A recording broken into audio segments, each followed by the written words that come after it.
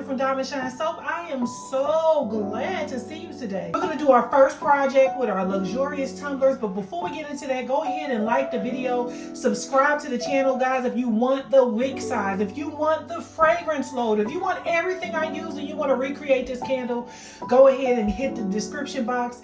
Inside of that description box, you're going to see a Patreon, and it's full of candle making recipes, skincare recipes. Everything you need is already there, okay? So that means I already did the hard work for you. You just come on in and join. Anyway, guys, I am excited about this video. Now, listen, y'all. I've not had a banana pudding class where we came together and we just made our banana pudding bowl in about 4 years. Let me tell y'all why. I stopped having those classes because I could not find a banana cream pie fragrance. I sold this fragrance many years ago, probably about 4 years ago, and I could not find it again. The last company that sold it was Bitter Creek Candle Supply, and unfortunately they discontinued it. So this year, 2026, we have the fragrance, okay? We got the fragrance duplicated.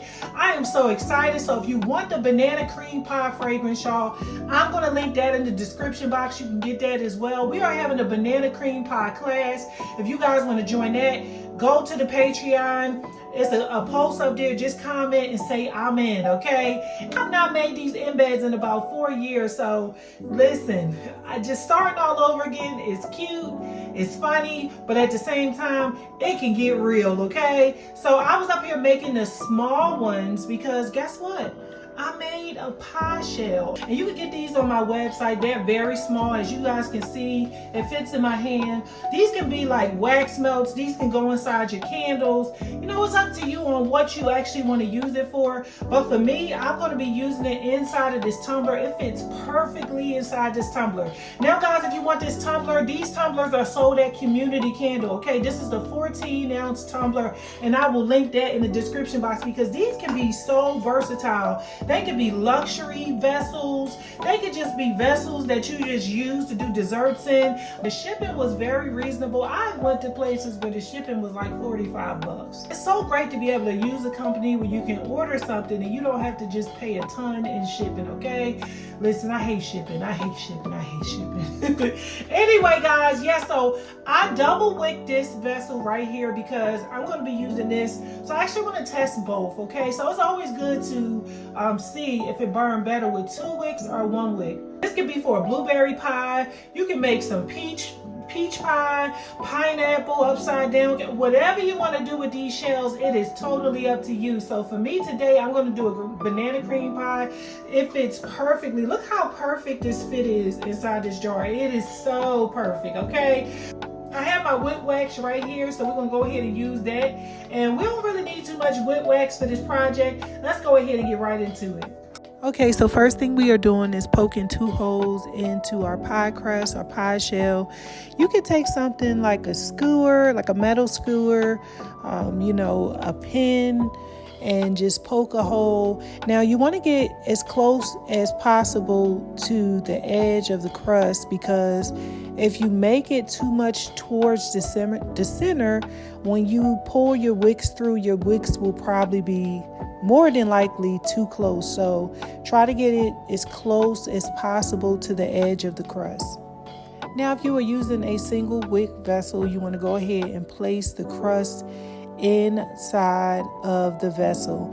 Now, there's another part to this where we're going to be, because I'm obviously, guys, you see I made the base, so we're going to pour some wax into this, but I also want to go ahead and start piping first. Just wanted to show you guys real quick, this would make a lovely wax melt. Now for our second pie shell, you want to go ahead and poke as close to the edge as possible. Now go ahead and pull your wicks through the holes and place it in the center of the candle. I'm using a Ziploc bag right now, but you can go ahead and pipe into the center of the candle. And let me tell you something, it do not have to be perfect, okay? You don't even have to use a piping tip. It do not have to be perfect because we're going for real cream pie. Now's the time when you just go ahead and place your banana embeds on the top if you have any. Okay guys, so now that we have gotten past that phase, what we're going to do now is we are going to fill up our vessel. Now, I want you to try your best to get the wax down the side of the vessel and not into the pie shell. You may make a mistake and pour some into the pie shell, and that is completely fine, but just try your best to fill up this vessel without pouring it into the pie shell. When you pour your wax, make sure that it's not really, really hot. I allow my wax to cool down quite a bit before I poured it into the candle jar. Now keep pouring in until you get almost to the top of the pie shell, but do not cover the pie shell with wax. Now I'm going to show you guys another way to do it. Now this is a single wick vessel. I'm going to go ahead and poke a hole into the middle of the pie shell. Now position it in the middle. Go ahead and pull your wick through, but don't sit it all the way down. Hold it right there. Now go ahead and pour your wax into the side. Do not fill the vessel all the way up, because if you fill it all the way up, you're basically going to drown the pie shell, and that is not the look that we are going for, okay? If you guys can kind of see on the side of the first candle that we did, you guys can see exactly how high up you would want that wax to sit. So just allow it to sit and solidify. Be patient. And now guys, I am finished. I've got to clean that wax off the side of the jar, but this is how it looked when you are finished. That is the finished product. And I'm going to show you how high up I allowed it to go in a single wick vessel, and that one looked good as well.